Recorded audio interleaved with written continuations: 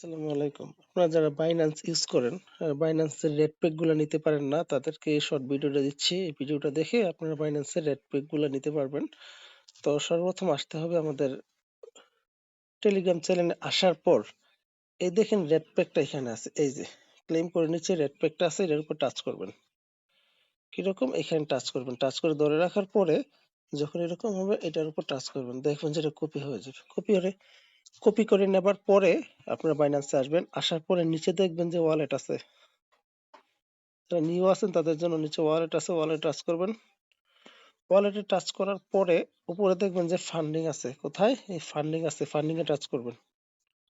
Funding এ touch করার পরে পেতে টাচ করবেন। কোথায়? এই যে পে লেখা আছে না, এই পেতে টাচ করবেন। পেতে টাচ করার পরে একটু অপেক্ষা করবেন, অনেক সময় লোডিং খাবে। তারপর হচ্ছে রেড পেকে ক্লিক করবেন। এই যে রেড পেক লেখাটা আছে না, এখানে ক্লিক করবেন। ক্লিক করার পরে এরকম অপশন আসবে।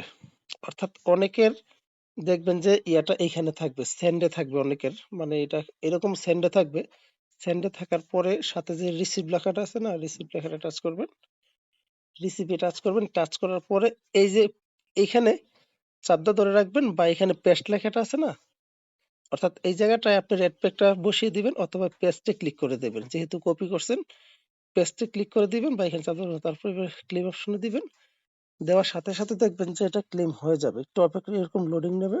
লোডিং নেবার পরে দেখবেন আপনার সামনে কি আসে, এই যে ওপেন বক্স আসবে না, ওপেন বক্সে টাচ করবেন, দেখবেন যে আপনার ওপেন হয়ে যাবে। আমি ওপেন করেই দেখাচ্ছি, একটু অপেক্ষা করেন।